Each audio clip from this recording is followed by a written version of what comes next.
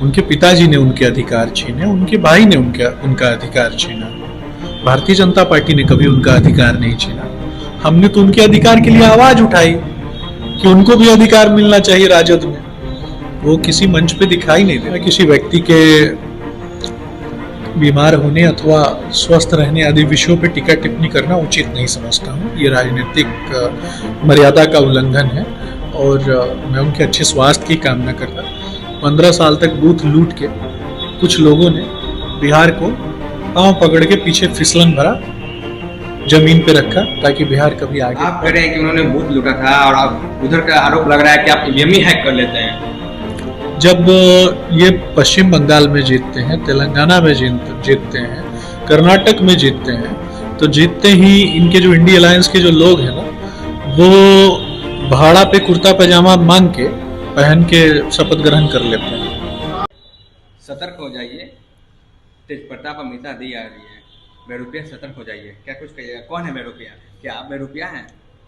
वो अपने परिवार के लोगों को बोल रहे होंगे जिन्होंने उनसे राजनीतिक अधिकार छीने। वो शायद उनके विषय में बात कर रहे होंगे। लेकिन ये प्रचार करने जा रहे हैं और सीधे साफ तौर पर बेरुपया बोल रहे हैं। वही तो बता रहा हूँ ना कि वो शायद अपने लोगों को बोल रहे होंगे। उनके पिताजी ने उनके अधिकार छीने, उनके भाई ने उनका अधिकार छीना। भारतीय जनता पार्टी ने कभी उनका अधिकार नहीं छीना। हमने तो उनके अधिकार के लिए आवाज उठाई कि उनको भी अधिकार मिलना चाहिए राजद में। वो किसी मंच पे दिखाई नहीं देते। अच्छा, ये क्या है कि होशियार हो जाइए, तेज प्रताप आ रहे हैं, हमेशा दी आ रही है, ये किसे होशियार होने के लिए कह रहे हैं?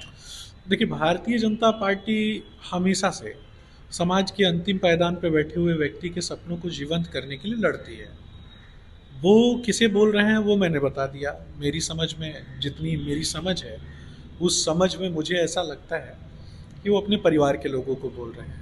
लेकिन वहां से प्रत्याशी बीजेपी के हैं, रामकृपाल यादव जी हैं, उनको बोल रहे हैं कि जनता को बोल रहे हैं कि होशियार हो जाइए। किसको बोल रहे हैं? रामकृपाल जी निश्चित रूप से चुनाव जो है वो जीत रहे हैं और काफ़ी बड़े बहुमत से जीत रहे हैं। मीसा जी तीसरी बार चुनाव हारने वाली हैं। लालू जी के लिए अगर कोई है तो उनका परिवार है।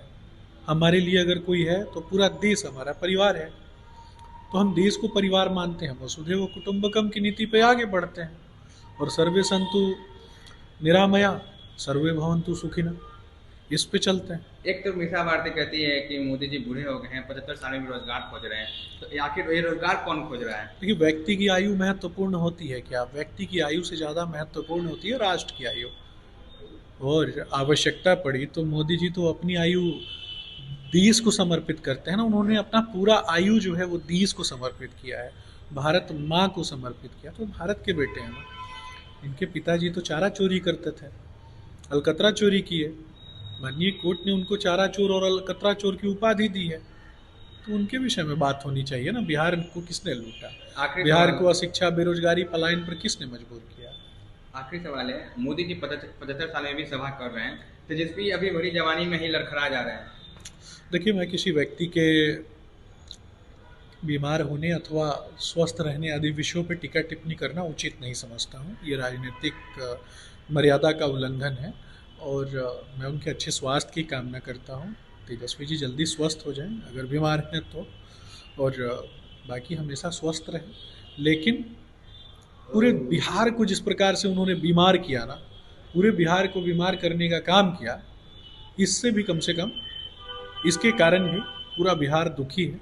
और उनको आज कहीं ना कहीं नज़र आ रहा है कि पूरे बिहार का जो इंफ्रास्ट्रक्चर डेवलपमेंट होना चाहिए था, 15 साल तक बूथ लूट के कुछ लोगों ने बिहार को पांव पकड़ के पीछे फिसलन भरा, जमीन पे रखा ताकि बिहार कभी आगे बढ़ ना पाए। अच्छा, आप कह रहे हैं कि उन्होंने बूथ लूटा था और आप उधर का आरोप लग रहा है कि आप ईवीएम ही हैक कर लेते हैं। जब ये पश्चिम बंगाल में जीतते हैं, तेलंगाना में जीतते हैं, कर्नाटक में जीतते हैं, तो जीतते ही इनके जो इंडी अलायंस के जो लोग हैं ना, वो भाड़ा पे कुर्ता पैजामा मांग के पहन के शपथ ग्रहण कर लेते हैं। उसके बाद जैसे ही भारतीय जनता पार्टी जीतती है और हमारा सेवा काल प्रारंभ होता है तो ईवीएम पे ठीकरा फोड़ देते हैं। ये तो इनकी पुरानी चाल है, आदत है। धन्यवाद। ऐसे ही तमाम खबरों के लिए आप सभी बने रहिए हमारे साथ और देखते रहिए बिहार उज्जवल न्यूज। अब तक हमारे YouTube चैनल को सब्सक्राइब नहीं किया है तो जल्दी से सब्सक्राइब कर लीजिए। फेसबुक पेज को भी फॉलो कीजिए। वीडियो पसंद आए तो खूब लाइक कीजिए, शेयर कीजिए, कमेंट कीजिए। वीडियो देखने के लिए आप सभी का धन्यवाद।